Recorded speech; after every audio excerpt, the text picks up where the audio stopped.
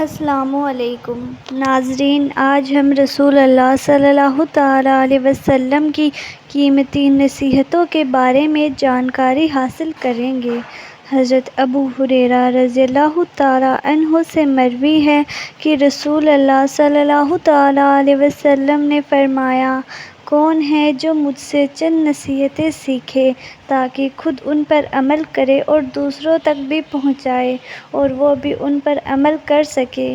حضرت ابو ہریرہ رضی اللہ تعالیٰ عنہ فرماتے ہیں کہ میں نے عرض کیا، اللہ کے رسول صلی اللہ تعالیٰ علیہ وسلم، میں اس کام کے لیے تیار ہوں۔ حضرت ابو ہریرہ رضی اللہ تعالیٰ عنہ فرماتے ہیں، اللہ کے رسول صلی اللہ تعالیٰ علیہ وسلم نے میرا ہاتھ پکڑا اور یہ 5 نصیحتیں شمار کرائیں۔ نمبر 1، شریعت کی حرام کردہ چیزوں سے خود کو بچاؤ تو سب سے زیادہ عبادت گزار بندے بن جاؤ گے۔ نمبر 2، اللہ کی تقسیم پر دل و جان سے راضی ہو جاؤ تو سب سے زیادہ جینا حاصل کرو گے، یعنی تمہیں اللہ لوگوں کے مال و منصب سے بے نیاز کی دولت نصیب فرمائیں گے۔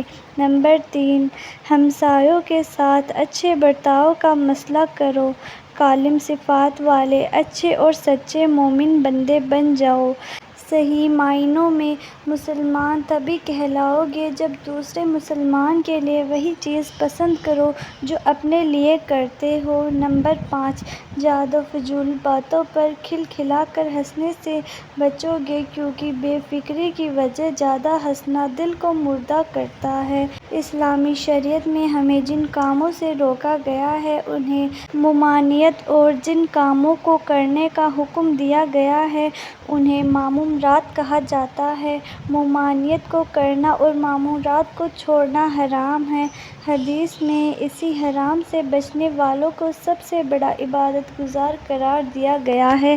اسی لیے عقیدہ اسلامیہ کو اپنانے کے بعد میں فرائض و واجبات کو ادا کرنا سب سے بڑی عبادت ہے، اور یہ اس وقت کا کامل عبادت نہیں بن سکتی جب تک گناہوں کو چھوڑ نہ دیا جائے، اور جو گناہ ہو چکے ہیں انہیں سچے دل سے توبہ کر لی جائے۔ گناہوں سے بچنے والوں کو سب سے بڑا عبادت گزار اسی لیے قرار دیا گیا ہے کہ باوجود گناہ کا اتباع نیکیوں کے عرض و ثواب کو ختم کر دیتا ہے۔ اسی لیے بڑا عبادت گزار وہی ہوگا جس کی عبادت محفوظ رہے، اور عبادت اسی کی محفوظ رہے گی جو گناہوں سے خود کو بچائے۔ ہمارے معاشرے میں ایک بنیادی غلطی یہ ہوتی ہے کہ وہ فرائض و واجبات کو ادا نہیں کرتے اور نفلی عبادت میں مشغول رہتے ہیں۔ یہ ایسے ہی ہے جو شخص فرض نماز کو چھوڑ کر نفل میں مشغول جائے، زکوٰۃ، عشاء، صدقہ، فطرہ اور قربانی کو چھوڑ کر رفاہی کاموں میں اپنے پیسے کو خرچ کرے، فرض روزوں کو چھوڑ کر نفلی روزوں کا اہتمام کرے، فرض حج کو چھوڑ کر نفلی عمرہ ادا کرے۔ نفلی عبادت کا ثواب اپنی جگہ ہے، لیکن فرائض و واجبات کو چھوڑنے کا گناہ اپنی جگہ۔ چند حرام کام، کفر، شرک، اسلام قبول کرنے کے بعد اسلام کو چھوڑ دینا، لینے دینے میں کمی یا بیشی کرنا، قرآن و حدیث کی غلط اور منمانی تشریح کرنا، جھوٹ، ناحق تہمت، سود، رشوت، حسد، غیبت، چغل خوری، کسی کا ناحق مال کھانا، فرما ہوشی و عریانی کو عام کرنا، تکبر، غرور، ریا کاری، فخر و مداحت، والدین کی نافرمانی، جھوٹی گواہی، بدکاری، ظلم، گالیاں دینا، کسی پر تشدد کرنا، مردوں کو گالی دینا، احسان جتلانا، بدگمانی، بدزبانی، بالخصوص اسلام کی معروف شخصیات کو برا بھلا کہنا، قطع رحمی کرنا، بول چال توڑنا، بلا وجہ جاسوسی کرنا، دھوکہ بازی، خیانت، چوری، ڈکیتی۔ فرض و واجبات کو چھوڑنا، بالخصوص نماز، زکوٰۃ، روزہ، حج کو جسے آج کی زبان میں نجومی کہا جاتا ہے کے پاس اپنی قسمت جاننے والا یا سنوارنے کے لیے جانا، جادو، اللہ کے علاوہ کسی اور کی قسم کھانا، جھوٹی بات پر قسم کھانا، ملاوٹ کرنا، ناپ تول میں کمی کرنا، اللہ تعالیٰ کی تقسیم پر راضی رہنا۔ اللہ رب العزت نے جتنا رزق مقدر میں لکھ دیا ہے وہ ضرور مل کر رہے گا۔ اس کے لیے جائز اسباب کو اختیار کرنے کا حکم شریعت خود دیتی ہے۔ جو مل جائے اس پر شکر ادا کیا کرو، کیونکہ جو چیز ملی ہے وہ محض اللہ کے فضل سے ملی ہے اور اسباب کی توفیق کا مل جانا بھی اللہ کا فضل ہے۔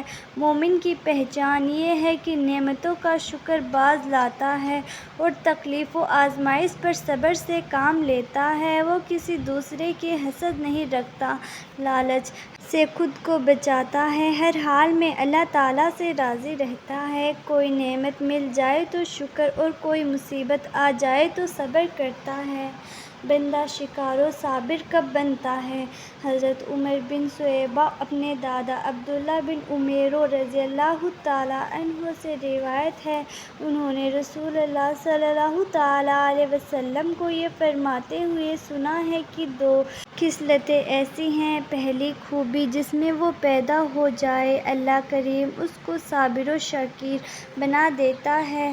پہلی خوبی دینداری کے معاملے میں اپنے سے زیادہ دیندار انسان کی طرف دیکھیں اور پھر اس کا اقتداء میں آگے لگ جائیں، خود بھی نیکی اختیار کریں اور اس جیسی نیکیوں کو انجام دینے کی بھرپور کوشش کریں۔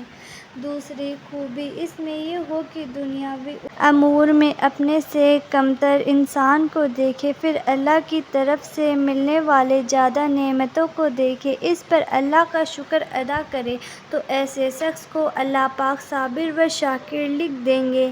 ہمسایوں کے حقوق کی پاسداری۔ ادیان اعمال میں اسلام کو واحد دین ہے جس میں پڑوسیوں کے حقوق کو ادا کرنے کی سب سے زیادہ ترغیب دی گئی ہے اور اسے کامل ایمان والے مومن کی صفت قرار دیا گیا ہے۔ بھائیوں اور بہنوں، امید کرتی ہوں کہ آپ کو ہماری آج کی ویڈیو پسند آئی ہوگی، لہٰذا اگر ویڈیو پسند آئی ہے تو ویڈیو کو لائک کریں اور زیادہ سے زیادہ لوگوں تک شیئر کریں، اور اگر آپ ہمارے چینل پر نئے ہیں تو چینل بھی سبسکرائب کریں۔ السلام علیکم۔